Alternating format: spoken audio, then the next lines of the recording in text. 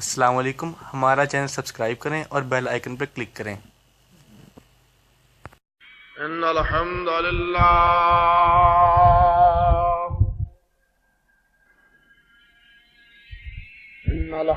للہ نحمده ونستعینه ونستغفره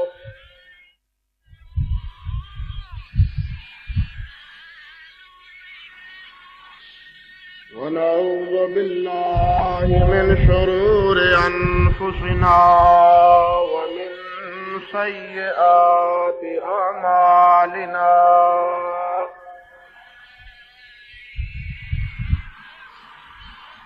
من يهده الله فلا مضل له ومن يضلل فلا له وأشهد أن لا إله إلا الله وحده لا شريك له وأشهد أن محمدا عبده ورسوله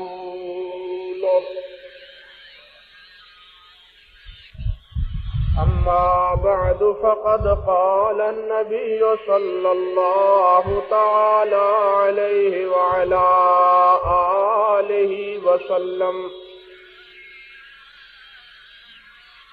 إن خير الكلام كلام الله وخير الهدي هدي محمد صلى الله تعالى عليه وعلى آله وسلم وشر الأمور محدثاتها وكل محدثة بدعة وكل بدعة ضلالة وكل ضلالة في النار اللهم صل على محمد وعلى آل محمد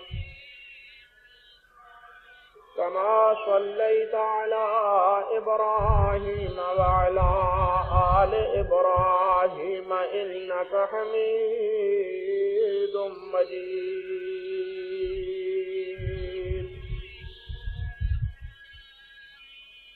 اللهم بارك على محمد وعلى آل محمد كما باركت على إبراهيم وعلى آل إبراهيم إنك حميد مجيد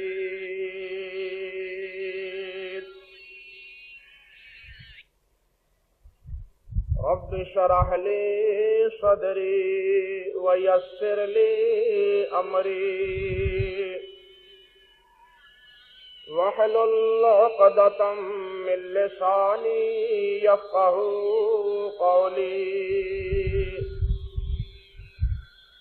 اللهم انفعنا بما علمتنا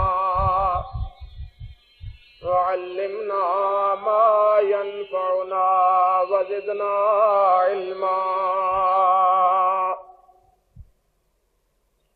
اللهم إنا نعوذ بك من علم لا ينفع ومن قلب لا يخشع ومن نفس لا تشبع ومن عين لا تدمع ومن دعوات لا يستجاب لها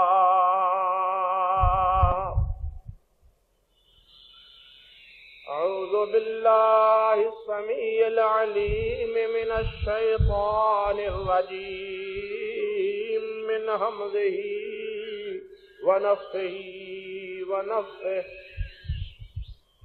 بسم الله الرحمن الرحيم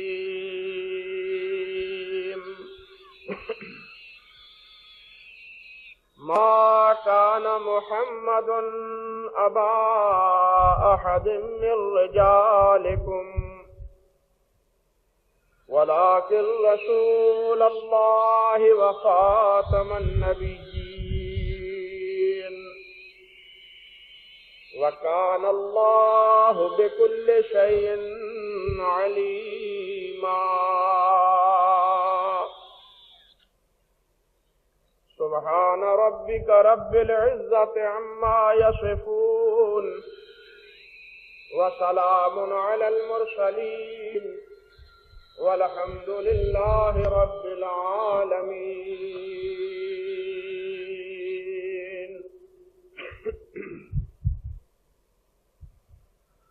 واجب الاحترام بزرگوں، عزیز بھائیوں اور میری قابل صد احترام ماں اور بہنوں،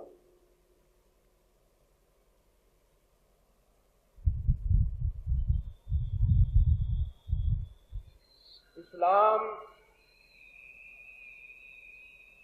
ایک مکمل دین ہے اور اللہ کے رسول حضرت محمد مصطفیٰ احمد مجتبی صلی اللہ علیہ وسلم آخری نبی اور آخری رسول.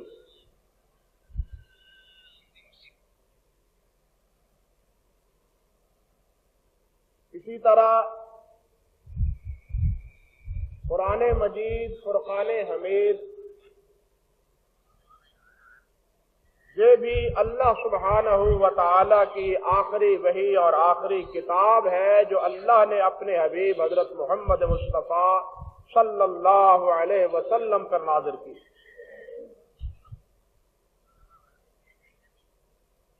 جس طرح رسول اللہ صلی اللہ علیہ وسلم کے بعد کوئی نبی نہیں، اسی طرح اللہ کی کتاب قرآن مجید کے بعد اللہ ذوالجلال والاکرام کی طرف سے وحی کے ذریعے کوئی پیغام اور کوئی ہدایت نامہ وہ منقطع اور بالکل اس کا سلسلہ بند. اللہ سبحانہ و تعالی نے اب ایک ہی حکم دیا ہے کہ سب انسان اسلام کی تابع داری کریں اور قرآن کو مانیں اور محمد مصطفیٰ صلی اللہ علیہ وسلم کی نبوت اور رسالت کو تسلیم کریں. جو انسان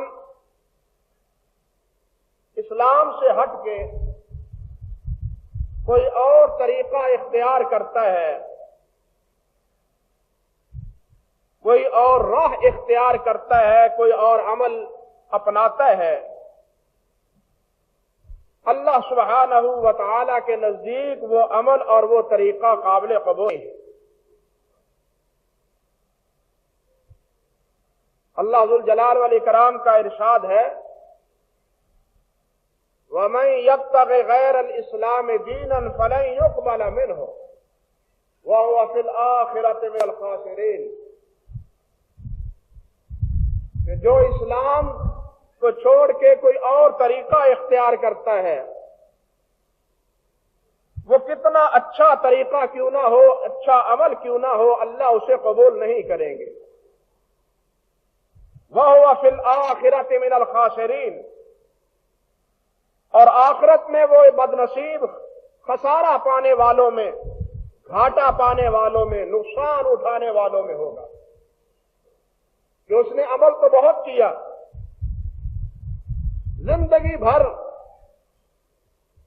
اس نے اپنی دانش کے مطابق، اپنی سوچ اور سمجھ کے مطابق بہت عمل کیا، بہت کام کیا، بڑی محنت کی. اس محنت کا نتیجہ صفر، کچھ اس کے پلے نہ پڑا. کوئی عمل اس کا اللہ کے ہاں قبول اور منظور نہ ہوا۔ اس لیے فرمایا کہ وَهُوَ فِي الْآخِرَةِ مِنَ الْخَاسِرِينَ، آخرت میں سراسر وہ وعدہ کیا، خسارہ اٹھایا، نقصان پایا اس نے۔ بلکہ اللہ سبحانہ و تعالی نے تو دو ٹوک الفاظ میں یہ بات واضح فرما دی کہ اسلام کو چھوڑ کے جو بھی طریقہ اختیار کیا جائے وہ رحمان کا طریقہ نہیں، شیطان کا طریقہ ہے۔ ادخلوا فی السلم کافہ ولا تتبعوا خطوات الشیطان انہ لکم عدو مبین۔ یا ایھا الذین آمنوا، ایمان والو، ایمان کا دعویٰ کرنے والو، ادخلوا فی السلم کافہ، اسلام میں پورے پورے داخل ہو جاؤ، اسلام کو اپناؤ، اسلام کو اختیار کرو، اسلام کی ہدایات پہ زندگی گزارو۔ ولا تتبعوا خطوات الشیطان، شیطان کے قدموں کے پیچھے مت چلو۔ اسلام کے علاوہ جو بھی طریقہ اختیار کرے گا انسان، وہ شیطان کا طریقہ ہوگا، وہ شیطان کا طریقہ ہوگا۔ وہ اپنی دانش کے مطابق خواہ اسے کتنا اچھا، کتنا بھلا، کتنا بہتر کیوں نہ سمجھے، لیکن وہ اللہ ذوالجلال کے ہاں مردود ہے اور وہ شیطان کا راستہ ہے۔ اللہ ذوالجلال والاکرام کا بتلایا ہوا ایک ہی راستہ ہے، اور وہ راستہ وہ ہے جو قرآن کے ذریعے اللہ سبحانہ و تعالی نے اپنے پیارے پیغمبر حضرت محمد مصطفیٰ صلی اللہ علیہ وسلم کو بتلایا۔ اسی لیے ارشاد ہوتا ہے کہ وَاعْتَصِمُوا بِحَبْلِ اللَّهِ جَمِيعًا وَلَا تَفَرَّقُوا، کہ ایمان والو لوگو، اعتصموا بحبل اللہ جمیعا، کہ تم سارے کے سارے اللہ کی رسی کو مضبوط تھام لو۔ یہ گویا اللہ کی رسی ہے، اللہ ذوالجلال والاکرام کی طرف سے نازل کردہ یہ کتاب ہے۔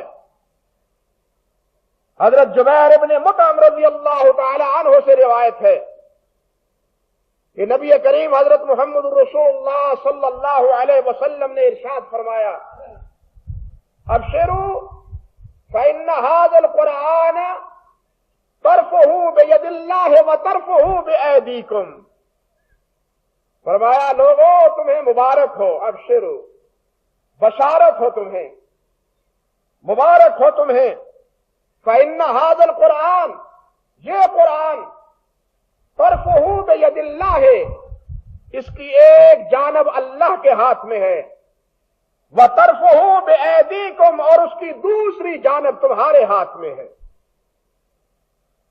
اس رسی کو، یعنی اس قرآن کو، جس کا تعلق براہ راست اللہ سبحانہ و تعالی سے ہے، یہ براہ راست اللہ سبحانہ و تعالی سے صادر ہوا ہے، براہ راست اس کے الفاظ اللہ سبحانہ و تعالی نے بولے ہیں۔ کسی چیز میں یہ الفاظ اللہ نے پیدا نہیں کیے، چیز میں اللہ نے قرآن کے الفاظ کو ایڈجسٹ نہیں کیا، بلکہ اللہ ذوالجلال والاکرام نے یہ الفاظ خود بولے ہیں۔ یہ اللہ کے گویا بول ہے، قرآن اللہ کا بول ہے، اللہ کا فرمودہ ہے، اللہ کے الفاظ ہے، اللہ ذوالجلال والاکرام کا فرمودہ ہے۔ ایک حدیث میں آتا ہے، حضرت ابو ذر غفاری رضی اللہ تعالی عنہ سے مروی ہے، فرمایا انکم لا ترجعون الی اللہ انکم لا ترجعون الی اللہ بشیء افضل مما خرج منہ یعنی القرآن، کہ کل کلا تم اللہ سے ملاقات کرنے والے ہو، اللہ کے حضور جانے والے ہو، اللہ کے ہاں پہنچنے والے ہو، مگر دیکھو اللہ کے ہاں سب سے افضل، سب سے بہتر اور سب سے پیاری چیز جو تمہارے لیے اللہ ذوالجلال کے ہاں اللہ کے قرب کا اللہ کی رضا کا، اللہ کی خوشنودی کا، اللہ کی رضا کا ذریعہ ہے، وہ کیا ہے؟ وہ چیز ہے جو اللہ سبحانہ و تعالی سے صادر ہوئی ہے، یعنی جس کے الفاظ اللہ نے بولے ہیں، یعنی القرآن۔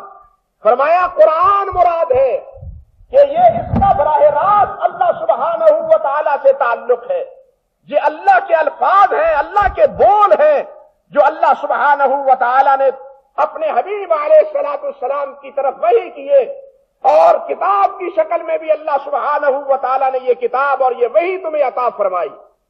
فرمایا ابشروا، مبارک ہو تمہیں، فإن هذا القرآن طرفه بید اللہ وطرفه بأیدیکم، کہ اس کتاب کی ایک طرف، اس کا ایک سرا اللہ ذوالجلال کے ہاتھ میں ہے اور اس کا دوسرا سرا تمہارے ہاتھ میں ہے۔ فرمایا فتمسکوا بہ، اس قرآن کو اچھی طرح تھام لو، اچھی طرح اس کو پکڑو، مضبوطی کے ساتھ اس کے ساتھ وابستہ ہو جاؤ۔ فإنکم لا تہلکوا ولا تضلوا بعدہ ابدا۔ فرمایا قرآن سے وابستہ رہو گے تو کبھی گمراہ نہیں ہوگے، ہلاکت اور بربادی نہیں تم پہ آئے گی، مصیبتیں تم پہ نہیں وارد ہوگی، پریشانیوں میں تم نہیں مبتلا ہوگے، پریشانیوں میں مبتلا ہوگے، مسائب میں پھنسو گے، مشکلات میں مبتلا ہوگے، تو اس بنا پہ کہ تم جب قرآن کو چھوڑو گے، جب قرآن کو چھوڑو گے، جب تک قرآن سے وابستہ رہو گے، قرآن کی تعلیمات سے تعلق تمہارا رہے گا، فرمایا نہ تمہارے اوپر کوئی ہلاکت آئے گی، بربادی میں مبتلا ہوگے، اور نہ ہی گمراہی میں تم مبتلا ہوگے۔ صراط مستقیم اور امن و سلامتی کی راہ، سکون اور اطمینان کا راستہ اب ایک ہی ہے جو اللہ ذوالجلال نے قرآن مجید کے ذریعے ہمیں عطا فرمایا ہے۔ اسی کے ذریعے انسان کے لیے دنیا میں سکون ہے، اسی کے سبب قبر میں انسان کے لیے راحت ہے، اور یہی قرآن قیامت کے دن انسان کا ساتھی اور انسان کا شفیع اور انسان کے درجات کی بلندی اور رفع درجات کا سبب ہے۔ حدیث میں آتا ہے، صحیح مسلم میں حضرت عبد الرحمن ابن ابی لیلہ رحمت اللہ علیہ فرماتے ہیں کہ ایک دفعہ میں اور حضرت عمر فاروق رضی اللہ تعالی عنہ باہر نکلے، کس لیے؟ پتا چلا کہ مدینہ کے گورنر آ رہے، مکہ مکرمہ کے گورنر آ رہے ہیں۔ نافع جو گورنر تھے مکہ مکرمہ کے، جو منتظم تھے مکہ مکرمہ کے حضرت نافع، وہ مدینہ طیبہ تشریف لا رہے ہیں، اور حضرت عمر فاروق رضی اللہ تعالیٰ عنہ مدینہ طیبہ سے باہر نکل کے گورنر مدینہ کا استقبال کرنے کے لیے جا رہے ہیں۔ راستے میں جب ملے، جب ملاقات ہوئی، تو حضرت عمر فاروق رضی اللہ تعالیٰ عنہ نے نافع سے سوال کیا۔ صحیح مسلم اور مسند امام احمد کی روایت کے الفاظ ہیں، نبی حضرت عمر فاروق رضی اللہ تعالیٰ عنہ نے پوچھا کہ بھائی من استخلفت علی مکہ، یہ بتلاؤ تم تو وہاں سے چلے آئے ہو، مکہ پہ اپنا نائب کس کو مقرر کر کے آئے ہو؟ مکہ مکرمہ کا انتظام و انصرام کس کے حوالے کر کے آئے ہو؟ کون ہے وہاں تمہارا نمائندہ اور تمہارا ساتھی؟ قال استخلفت علیہ عبد الرحمن ابن ابزہ، وہ کہنے لگے کہ میں مکہ مکرمہ پہ عبد الرحمن بن ابزہ کو نائب اپنا بنا کے آیا ہوں، اپنا نمائندہ اور مکہ مکرمہ کا انتظام و انصرام اب عبد الرحمن بن ابزہ کے سپرد کر کے آیا ہوں۔ قال عمدت الى رجل من الموالي فاستخلفته على بها من قریش واصحاب رسول اللہ صلی اللہ علیہ وسلم۔ حضرت عمر فرمانے لگے، او بھائی تم نے یہ کیا کیا؟ عبد الرحمن بن ابزہ تو غلام ہے، عبد الرحمن بن ابزہ تو غلام ہے، اور تم غلام کو قریشیوں پہ اور محمد مصطفیٰ کے صحابہ پہ تم ان کو گورنر بنا کے آ گئے ہو، نمائندہ بنا کے آ گئے ہو، وکیل بنا کے آ گئے ہو۔ قریشی تو سردار ہیں، قریشی تو سردار ہیں، وہ اس کو کب گوارا کریں گے کہ ایک غلام کو ہمارے اوپر مسلط کر دیا جائے، کہیں اور فتنہ رونما نہ ہو جائے۔ تم نے یہ کیا کیا؟ اس غلام کو صحابہ پر اور قریشی جو مکے کے سردار ہیں ان پہ تو نے عبد الرحمن بن افزا کو اپنا خلیفہ اور اپنا نمائندہ اور نائب کیوں بنایا؟ یہ استفسار کیا، اعتراض کیا، ناراضگی کا اظہار کیا حضرت عمر فاروق رضی اللہ تعالی عنہ نے۔ اب جواب سنیے، حضرت نافع فرماتے ہیں رحمت اللہ علیہ رضی اللہ تعالی عنہ، فرماتے ہیں یا امیر المومنین سنیے، نام ٹھیک ہے، اس لیے میں نے اس کو اپنا نمائندہ بنایا ہے کہ وجدتہ اقراہم لکتاب اللہ، وجدتہ اقراہم لکتاب اللہ، میں نے اس کو اپنا نمائندہ اپنے بعد اپنا نمائندہ اس کو اس لیے مقرر کیا ہے کہ میں نے اس کو دیکھا کہ وہ سب سے زیادہ قرآن کو جاننے والا، سب سے زیادہ قرآن کو پڑھنے والا، سب سے زیادہ قرآن سے تعلق رکھنے والا میں نے عبد الرحمن بن افزا کو پایا۔ وہ غلام تو ہے، سردار نہیں ہے، قریشی نہیں ہے، کوئی سلسلہ نسب عالی نہیں ہے، لیکن ایک وصف اس میں ہے اور وہ یہ کہ وہ قرآن کا عالم ہے، قرآن کا قاری ہے۔ یہ بات نافع رضی اللہ تعالی عنہ نے کہی۔ حضرت عمر فاروق رضی اللہ تعالی عنہ کا جواب سنیے، فرماتے ہیں نام ما رہتا، ہاں جو تو نے فیصلہ کیا ٹھیک کیا، جو تو نے فیصلہ کیا ٹھیک کیا۔ وہ ناراضگی، وہ غصہ جو 2 لمحے پہلے حضرت عمر فاروق رضی اللہ تعالی عنہ جس میں مبتلا تھے اور اظہار ناراضگی کر رہے تھے کہ ایک غلام کو قریشیوں کے اوپر تو نے مسلط کر دیا، ان کو اپنا نمائندہ بنا کے آ گئے ہو۔ جب انہوں نے کہا کہ وہ تو قرآن کو جاننے والا ہے، قرآن کا عالم ہے، قرآن کو پڑھنے والا ہے، تو حضرت عمر فاروق رضی اللہ تعالی عنہ فرمانے لگے نام ما رہتا، جو تو نے سوچا، جو تو نے فیصلہ کیا وہ درست کیا۔ کیوں؟ لأنی سمعت رسول اللہ صلی اللہ علیہ وسلم، اس لیے کہ میں نے رسول اللہ صلی اللہ علیہ وسلم سے سنا کہ ان اللہ یرفع بالقرآن ویضع بہ آخرین، کہ اللہ سبحانہ و تعالی اس قرآن کی بدولت ایک قوم کو، ایک شخص کو، ایک قبیلے کو، یوں سمجھیے قبیلہ ہو، قوم ہو، فرد ہو، جماعت ہو، فرمایا اللہ اس کو اعزاز دے گا قرآن کی بدولت۔ قرآن کی بدولت اس کو عزتیں ملے گی، قرآن کی بدولت اس کو مقام ملے گا، قرآن کی بدولت اس کو اعزاز حاصل ہوگا۔ وَيَضَعُ بِهِ آخَرِينَ، اور دوسری قوم، دوسرے لوگ اسی قرآن کی وجہ سے رسوا ہو جائیں گے۔ قرآن کو چھوڑ کے، قرآن کی نافرمانی کر کے، قرآن سے انحراف کر کے لوگ کہاں جائیں گے؟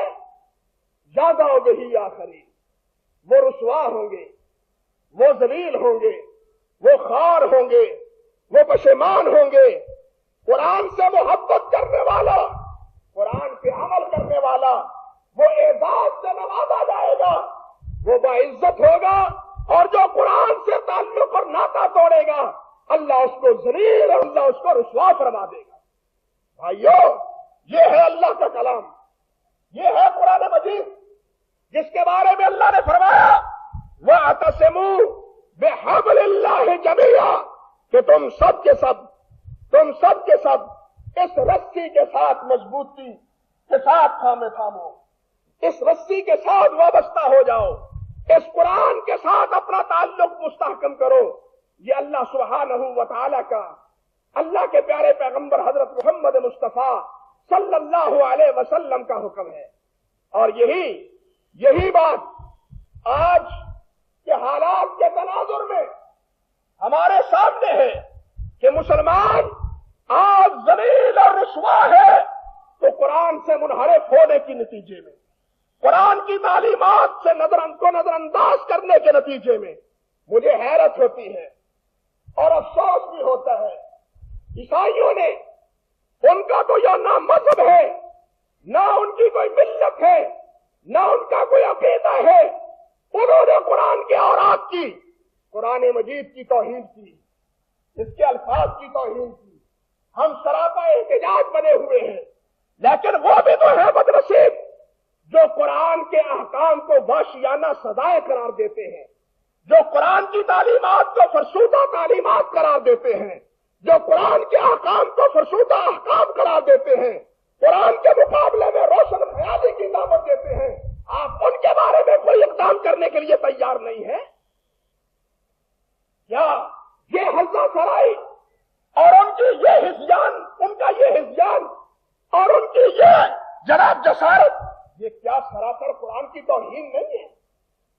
اگر قرآن کے الفاظ کی توہین، قرآن کے اوراق کی توہین یہ ہے کہ اس کو جناب غلاظت میں، گندی جگہ میں، نامناسب جگہ میں پھینکا جائے، تو قرآن پاک کے احکام کو جناب فرسودہ نظام، اس کے حدود کو، اس کے نظام کو جناب وحشیانہ سزائیں اور وحشیانہ نظام یہ قرار دیا جائے، تو بتلائیے یہ قرآن کی توہین نہیں ہے، یہ قرآن سے بغاوت نہیں ہے۔ لیکن یہ مسلمان کرے تو وہ ہمارا سربراہ قرار پائے، ہمارے ایمان کی کوئی جنبش ہمارے دل میں اور ہمارے ایمان میں حرکت پیدا نہ کرے، غیر کرے تو ہم جناب اٹھ کھڑے ہوتے ہیں۔ یہ اپنا ہے اس لیے، اور اپنے وہ بھی ہے، بات آئی ہے تو سن لیں، ایسا بھی ہے جو قرآن کی محبت کے نتیجے میں ایسے اعمال روا رکھے ہوئے ہیں جو سراسر قرآن کے توہین کے زمرے میں آتے ہیں۔ آپ کسی قبرستان میں نکل جائیں، کسی قبرستان میں نکل جائیں، وہاں آپ کو وہ کپڑے اور وہ ٹائلیں اور وہ جناب چھپی ہوئی چیزیں وہ بھی نظر آئیں گی جو قبروں کے اوپر لگی، مٹی کے اوپر وہ بھی ملیں گی، مٹی کے اوپر۔ لیکن ہماری فکر نے، ہماری سوچ نے اس کو ایک بخشش کا ذریعہ بنا لیا، اس قرآن کی آیات اور قرآن کی صورتوں کو، آیت الکرسی کو، چار قل هو اللہ احد، چاروں قل کو وہ ٹیلوں کی شکل میں اور جناب کہنا چاہیے کہ کپڑے کے اوپر نقش کی شکل میں وہ قبر کے اوپر لٹا دینا اور قبر کے اوپر ٹیلوں کا لگا دینا، اور پھر وہاں جا کے معاذ اللہ ثم معاذ اللہ، یہ چار ٹانگوں والے جب قبرستان نکلتے ہیں اونچی جگہ جا کے جو کرتے ہیں وہ بھی آپ نے اپنی آنکھوں سے دیکھا، وہ بھی آپ دیکھتے ہیں۔ بتائیے یہ محبت کے نتیجے میں، ایک احترام کے نتیجے میں قرآن کی یہ حالت کی جو صورت ہم نے بنا رکھی ہے اور اس کو مدد کا نام دے رکھا ہے، بتائیے کیا یہ مذہب کی خدمت ہے اور قرآن کا احترام ہے؟ انا للہ و انا الیہ راجعون۔ یہی بات نہیں، ہماری بے حمیتی کا عالم یہ ہے اور افسوس کا عالم یہ ہے کہ ہم قرآن پہ حلف لیتے ہیں، قرآن پہ بھائی محترم سمجھ کے، اللہ کا کلام سمجھ کے اس کا حلف لینا درست، لیکن حلف لے کے قرآن کا پھر اس کی مخالفت، کیا یہ قرآن کا احترام ہے یا بات اس کی توہین ہے؟ ایک حلف توڑتے ہو اور دوسرا قرآن کی توہین کرتے ہیں۔ جاؤ تجربہ کر کے دیکھو، کوئی عیسائی جس کے خلاف آج تم سراپا احتجاج بنے ہوئے ہو، وہ انجیل پہ ہاتھ اٹھا کے پہلے تو قسم اٹھانے کے لیے تیار نہیں ہے۔ بات سمجھو، تجربہ کر کے دیکھو، وہ انجیل پہ ہاتھ رکھ کے اپنی مقدس کتاب کو جس کو وہ سمجھتے ہیں اس پہ ہاتھ رکھ کے قسم دینے کے لیے تیار نہیں، لیکن اگر وہ دے بھی لے، قسم اٹھا بھی لے،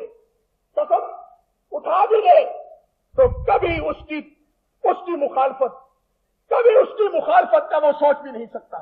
لیکن ہمارے مسلمانوں کی بد عملی کا عالم یہ ہے کہ ہم مسجد میں کھڑے ہو کے قرآن مجید اٹھاتے ہیں جھوٹا، اور پھر ہم مسلمان کے مسلمان بھی رہتے ہیں. انا للہ و انا الیہ راجعون. بلکہ ہمارے اندر تو یہ مثالیں بن چکی ہیں. وہ کسی نے کہا قرآن اٹھاؤ قرآن. جب اس کے سر پہ رکھا تو وہ کہنے لگا اگر یہ قرآن اٹھانا تھا تو یہ تو 10 میں اٹھا لیتا. یہ کیا تم نے حوا ہمارے لیے بنا رکھا تھا؟ 10 اٹھا لیتا، 15 اٹھا لیتا. یعنی ہماری بے حمیتی کا یہ عالم ہے. اپنے کردار کی طرف بھی دیکھیں اور پنجابی دیا کی طرح اپنی پیڑھی تھلے بھی سوٹا مار کے دیکھو. ہم قرآن کے ساتھ کیا طریقہ اور طور اتوار اختیار کیے ہوئے ہیں. ہم نے قرآن کے احکام کو کتنا اپنایا ہے، قرآن کے ارشادات کو کتنا سینے سے لگایا ہے، قرآن کے فرامین کو کہ ہم نے کتنا عمل کیے ہیں. اگر اوراق اور اس کے الفاظ کی توہین وہ ناقابل برداشت ہے تو قرآن کے معانی اور اس کے مطالب کی توہین بھی ہمارے لیے ناقابل برداشت ہے. بہرحال عرض کرنے کا مقصد یہ تھا کہ قرآن مجید اللہ کی آخری وحی ہے. قرآن اللہ کا آخری کلام ہے. حدیث میں آتا ہے حضرت ابو طفیل عامر رضی اللہ تعالی عنہ روایت کرتے ہیں، مسند امام احمد میں ہے کہ نبی کریم علیہ الصلوۃ والسلام نے ارشاد فرمایا لا نبوت بعدی الا المبشرات. فرمایا میرے بعد نبوت کا سلسلہ منقطع ہو گیا سوائے بشارتوں کے. قیل یا رسول اللہ وما المبشرات. صحابہ نے عرض کیا حضور فرمائیے یہ مبشرات کیا ہیں، یہ بشارتیں کیا ہیں؟ فرمایا قال الرؤیا الصالحہ، نیک خوابیں، اچھا خواب، نیک خواب. اضغاث و احلام غلط خوابیں بھی ہیں. جس قسم کا انسان اس قسم کے تصورات اور اسی قسم کی خوابیں، لیکن اس سے ہٹ کے ایک کیفیت اچھے نیک اور بھلے بہتر خوابوں کی بھی ہے. فرمایا اس کے ذریعے اللہ ذوالجلال بسا اوقات خواب کے ذریعے اپنے بندے کی رہنمائی کرتے تھے. اس کے علاوہ اللہ ذوالجلال کی طرف سے بذریعہ وحی وہ سلسلہ منقطع ہو گیا. نبی علیہ السلام اس دنیا سے رخصت ہوئے تو حضرت علی رضی اللہ تعالی عنہ نے غسل دیتے ہوئے روتے ہوئے یہ بات کہی تھی. فرمایا تھا قد انقطع بموتک ما لم ينقطع بموت غیرک من النبوہ والانباء واخبار السماء. میں قربان جاؤں کہ آپ کے انتقال کے بعد، آپ کے اس دنیا سے رخصت ہو جانے کے بعد ہمارے اوپر اتنے مسائل کا دروازہ کھلا ہے کہ کسی اور کے مرنے کے نتیجے میں اتنے مسائل اور اتنے مصائب کا ہم تصور نہیں کر سکتے. فرماتے ہیں سب سے بڑی بات یہ کہ من النبوہ والانباء واخبار السماء، سلسلہ نبوت منقطع ہو گیا. آسمان سے خبریں آنی، آسمان سے وحی کا آنا وہ اللہ ذوالجلال نے بند کر دیا. یعنی قرآن اللہ کا آخری کلام ہے اور اس کے بعد اللہ ذوالجلال کا کوئی اور کلام انسان کی ہدایت کے لیے اللہ نے نازل نہیں کیا. مگر آپ حیران ہوں گے کہ ہمارے ہندوستان کا متنبی غلام احمد قادیانی وہ اس بات کا مدعی ہے کہ قرآن کی طرح اللہ نے میرے اوپر وحی نازل کی. معاذ اللہ ثم استغفر اللہ. جو بات ایک تسلسل کے ساتھ آپ کے سامنے رکھنی چاہتا ہوں کہ یہ لوگ جن کے ہاتھوں میں آج پاکستان کی درپردہ بھاگ دور ہے، درپردہ لوگ ان لوگوں کے ہاتھوں بھاگ دور ہے، ان سے چکنے اور ہوشیار رہنے کی اور ان کے عقائد اور افکار کو سمجھنے کی ضرورت ہے. ہم نے سمجھا تھا کہ جناب اسمبلی میں مسئلہ حل ہونے کے بعد مسئلہ بالکل ختم ہو گیا. نہیں، آج کے دور میں یہ اپنے پر پرزے اور برگ و بار لے کے نئی شکلوں میں رونما ہو رہا ہے. یہی فتنہ قادیانیت، یہی قادیانیت اثر و رسوخ اور ان کے یعنی کہنا چاہیے ہتھ کنڈے اور ان کی سازشیں یہ پاکستان کے جناب کہنا چاہیے اکھنڈ بھارت کا دعویٰ، لینوں کا جناب ختم ہونا، یہ بارڈر کا ختم ہونا، یہ قادیانیت کی سب سے پہلی چاہت ہے، سب سے پہلی چاہت۔ کہنے والوں نے محمود نے کہا تھا، اس کے بعد اس کے خلیفے نے کہا تھا وقت آئے گا ان قریب کہ یہ پاکستان ہندوستان سے ملے گا اور ہم قادیان میں ہوں گے۔ یہ بات بھی ریکارڈ میں موجود ہے کہ انہوں نے اپنے تنزاد ہندوں کو ربوے میں امانت کے طور پہ دفن کر رکھا ہے کہ ان قریب وقت آنے والے ہیں کہ ہندوستان سے ہم ملیں گے اور یہ قبریں ہم قادیان میں جا کے بنائیں گے۔ اسی طرح پاکستان اور ہندوستان کا ہی نہیں، یہ پاسپورٹ کے مسئلے میں قادیانیت کا نام نکلوانے میں بھی انہی کی سازشکار فرما ہے، انہی کی سازشکار فرما ہے۔ ہم سمجھتے ہیں یہ صرف مولویوں کا مسئلہ ہے، مولویوں کا مسئلہ نہیں، یہ دین و اسلام کا مسئلہ ہے، یہ مسلمانوں کا اور غیر مسلموں کا مسئلہ ہے، یہ ایک مسلم اور ایک کافر کا مسئلہ ہے، یہ صرف مولویوں کا مسئلہ نہیں ہے۔ بھائیو، قرآن کے علاوہ ہمارا عقیدہ ہے کہ یہ آخری وحی ہے، لیکن غلام احمد کیا کہتے ہیں کہ میرے اوپر بھی اللہ نے وحی کی ہے، بلکہ حقیقت الوحی میں تو اس نے یہاں تک کہا کہ میرے پاس ایل آتا ہے، فرشتہ ایل، اور ایل سے مراد جبرائیل ہے۔ جبرائیل جس طرح نبی علیہ السلام کی طرف وحی لے کے آتا تھا، اسی طرح جبرائیل میرے اوپر بھی وحی لے کے آتا ہے۔ اور پھر یہ بھی اس نے کہا میں خدا تعالیٰ کی 23 سال کی متواتر وحی کو کیوں کر رد کر سکتا ہوں۔ آپ اس کی جرأت دیکھیے کہ نبی علیہ السلام کی نبوت کا دور 23 سالہ ہے، نبوت کا دور 23 سالہ ہے۔ یہ بدتباش کہتا ہے کہ 23 سال تک میرے اوپر بھی متواتر وحی نازل ہوتی رہی، جس طرح نبی علیہ السلام پہ 23 سال تک وحی نازل ہوتی رہی۔ کہتا ہے جس طرح آپ پہ نازل شدہ 23 سالہ وحی کی میں تکذیب نہیں کر سکتا، کہتا ہے اللہ کی قسم اسی طرح میرے اوپر جو 23 سال میں وحی نازل ہوئی ہے میں اس کا بھی انکار نہیں کر سکتا، بلکہ جو قرآن کا جس طرح انکار کرنے والا وہ مسلمان نہیں ہے، کافر ہے، میری وحی کا انکار کرنے والا بھی مسلمان نہیں ہے، وہ کافر ہے۔ معاذ اللہ ثم استغفر اللہ۔ بلکہ آپ حیران ہوں گے کہ ایک طرف حقیقت اور وحی میں یہ کہتے ہیں، لیکن دوسری طرف ازالہ اوہام کی پہلی جلد میں وہاں کیا کہتے ہیں؟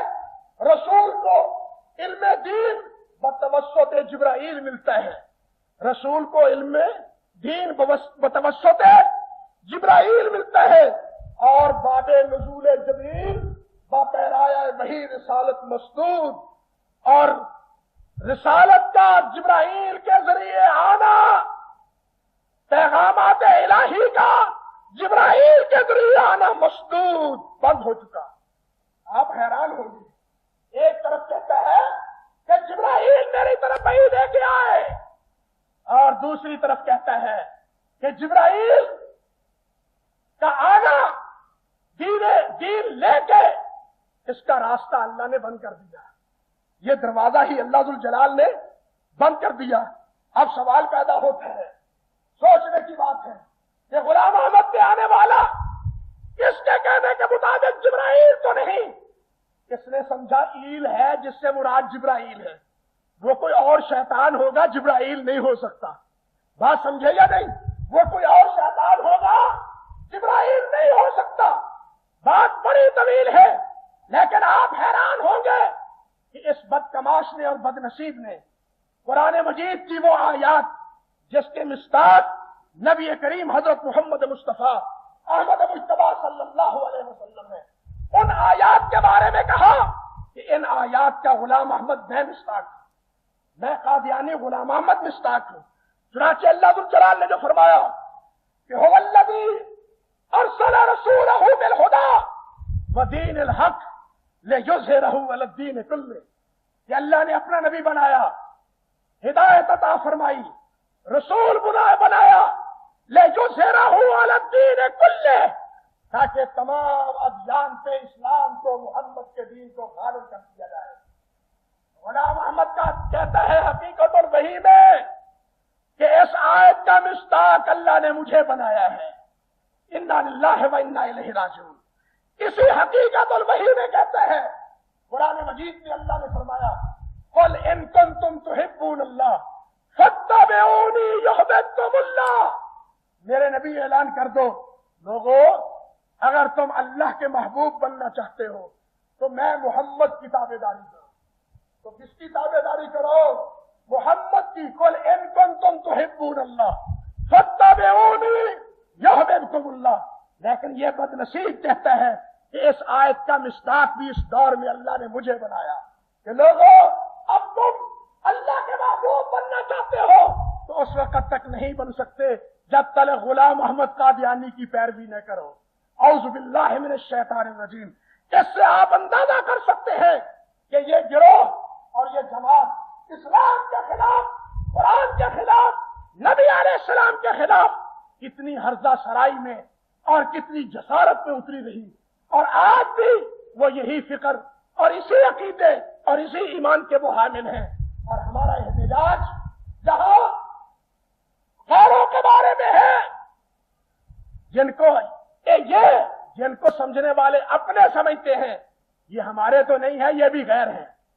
اپنے نہیں ہے یہ بھی کیا ہے، لیکن ہمارے ارباب بست و کشاد ایسے ہیں جو ان کو اپنا سمجھتے ہیں. ان کے رشتے ناطے ان کے ساتھ ہیں، خاندانی روابط اور تعلقات ان کے ساتھ ہیں.